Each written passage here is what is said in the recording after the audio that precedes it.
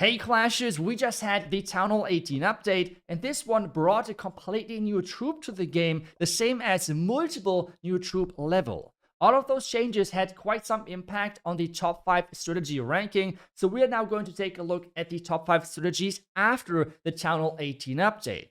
And we're going to kick things off with the strategy which had the biggest downfall, which is the Mass Invest Royal Champion Charge Dragon Attack strategy.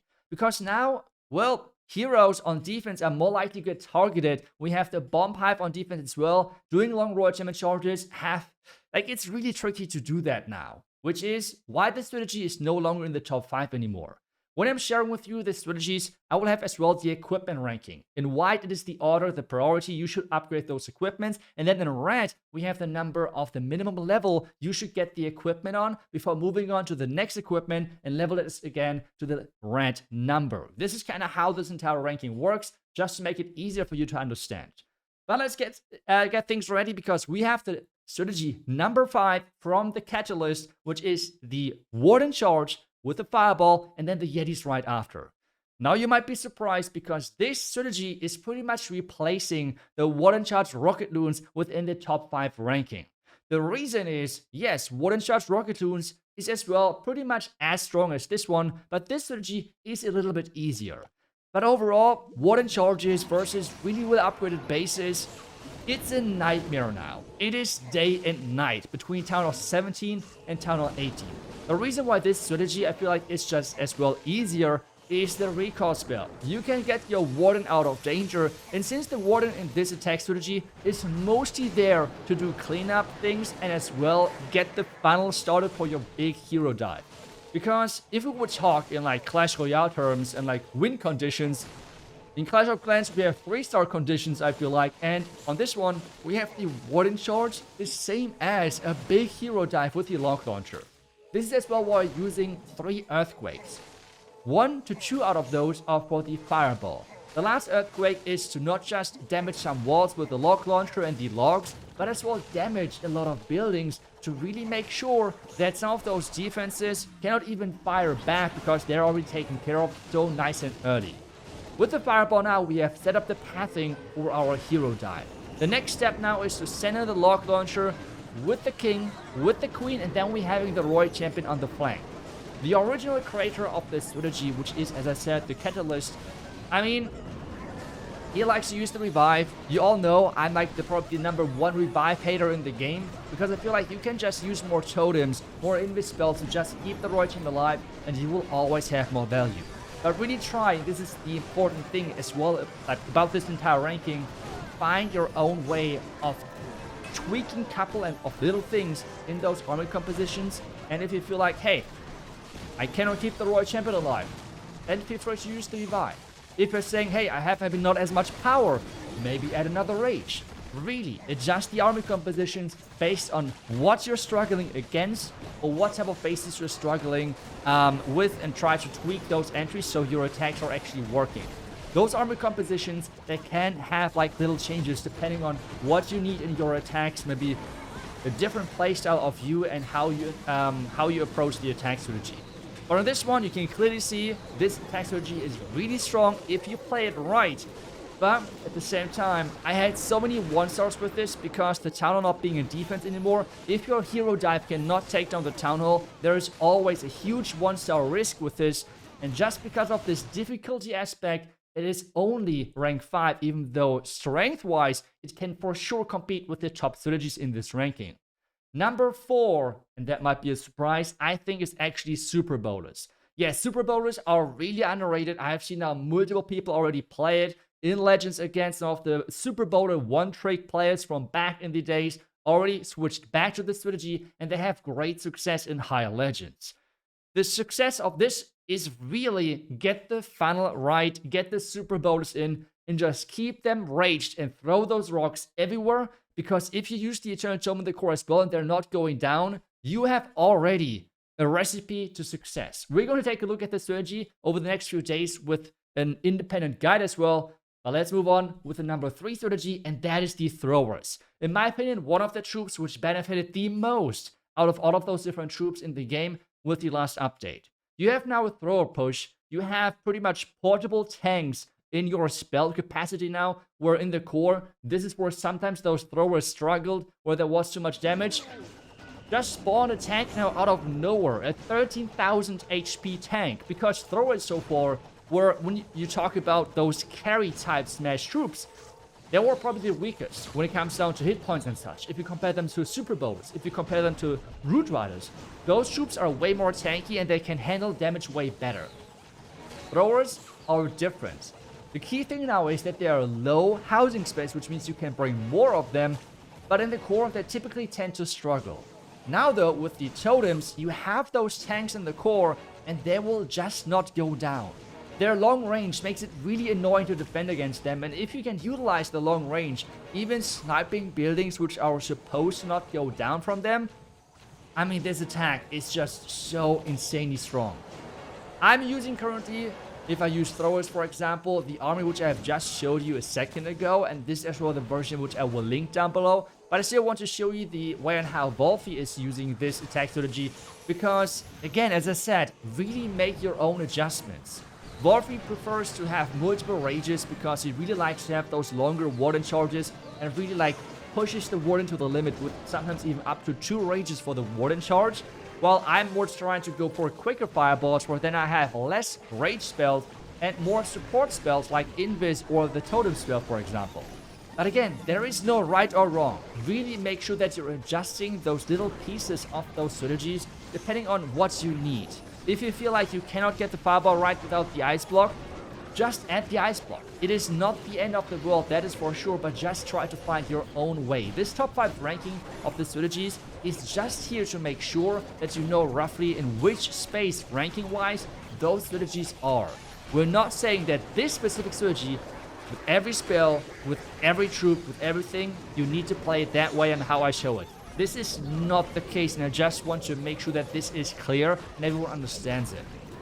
Back to the attack though, with throwers you have the big advantage of making sure the range is on your favor, but at the same time this range can backfire, which means they are way harder to funnel, which makes the strategy powerful, but at the same time a little bit harder to use sometimes compared to super bowlers. They have a smaller range, makes it easier to predict where they're going, but if you can get this deep fireball, and this is why you need the fireball for the throwers, but not for the super bowlers for example, but if you can get the deep fireball and set up this pathing for those throwers, you're good to go. They're just so strong. As I said, they have pretty much one of the biggest glow up when it comes down to those different troops from the last update. They have benefited from this new level quite a bit. The stats were crazy if you consider that they're only 16 housing space, which means having those high increase of hit points and such for a 16 housing space is a big deal.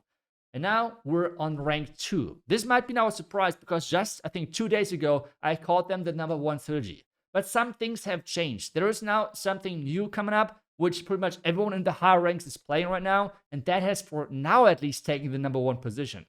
I think the Royal Champion Charge Root Rider attack strategy is just so good, but at the same time, Town Hall 18 made it really hard to play.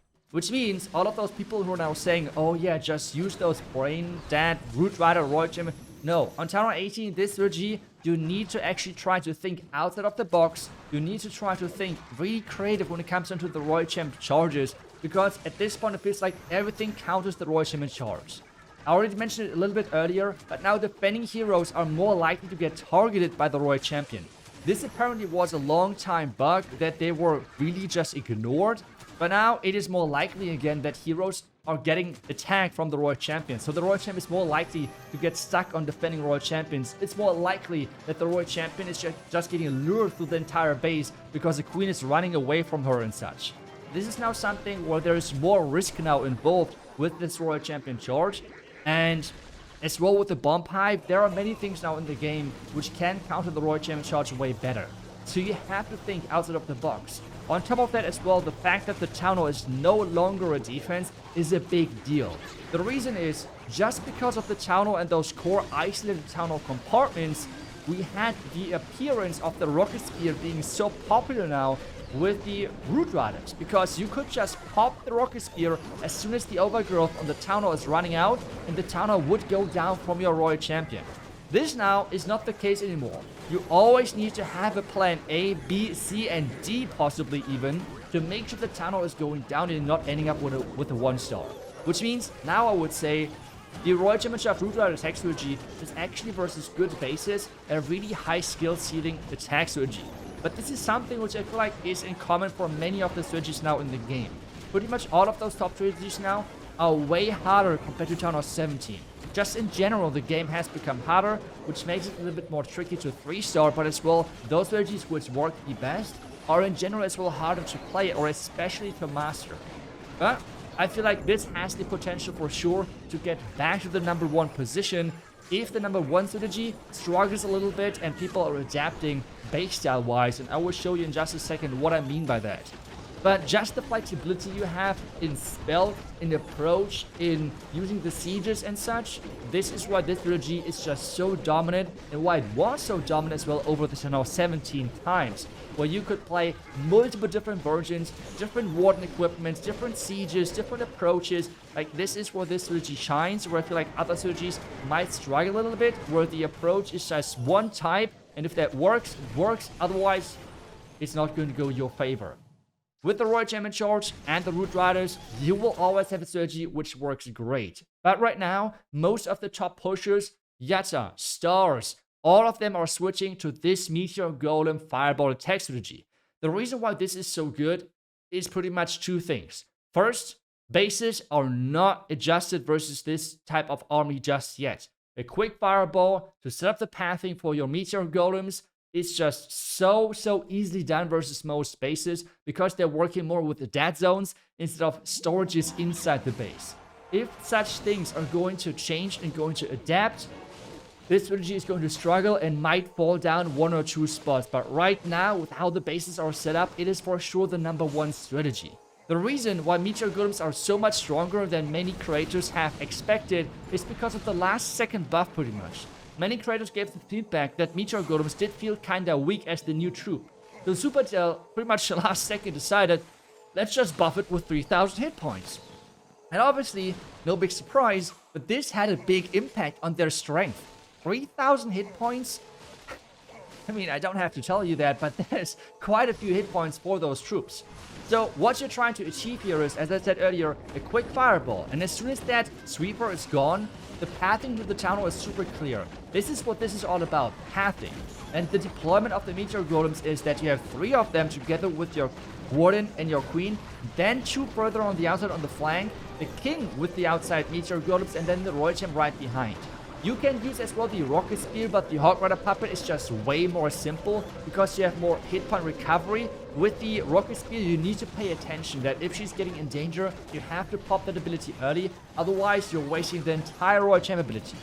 The Hog Rider Puppet is just way simpler to use. When she's in danger, pop it, or it's going to be automatically popped and your Royal Champ is safe. So either way, you just have to save value. The Rocket Spear has more potential, but it's way harder to use in this army composition. Now in the core, where things are going to be able to split again, this is where you're going to use the overgrowth. Be really cautious about covering storages as well, because remember, Meteor Golems are attacking everything. So you have to be careful with what you're going to use your overgrowth on and what you're trying to not use it on, because you are trying to create pathing, and that is the most important thing about this strategy. As soon as you figure that out, this strategy is just so good. The second reason why this strategy right now is working so great is because it's pretty much just a number check, which means throwers, super bowlers, or even root riders, they're better in like having support and really like having the hit point recovery again. With those Meteor Golems splitting so much, pretty much what their biggest like advantage is, their HP pool is just so high. But as bases are getting upgraded better, and in Legend Modifier especially, at some point, this limit is reached and they're going to go down really quickly. So this is where I could see that this strategy is going to end up in like position number 2 or 3 as bases are adapting layout-wise, but as well upgrade-wise. But at least for now, this is the top 5 strategy ranking, which I have seen now in top ranks like in Legends or as well in other places where people are using those strategies. Let me know what things you would change in this ranking if you're seeing anything different to what I have, because I feel like it is exciting. Town Hall 18 so far, we have a lot of cool new strategies in this top 5 strategy ranking. I feel like only the Root Riders stayed within the top 5 compared to the old top 5 ranking. And we have as well so many more options. Because, for example, the Royal Chamber Charged Dragon attack, even though it's not in the top 5 anymore, it's still possible to play that. So there are many strategies out there which you can play, but obviously I cannot put all of them in the top 5 strategy list. But again, let me know what you feel like is wrong in the list, and otherwise I will see you guys back tomorrow with the next clash video, because tomorrow we're going to take a look at the Meteor golems again, an in-depth guide there. The same as then in 2 days, we're going to take a look at the super bonus, because as I said, they are really underappreciated and they can be a real big game changer for your offense. Otherwise, as always, thank you so much for watching the video. I will see you guys back tomorrow with the next clash video. Until then, see ya, and bye-bye.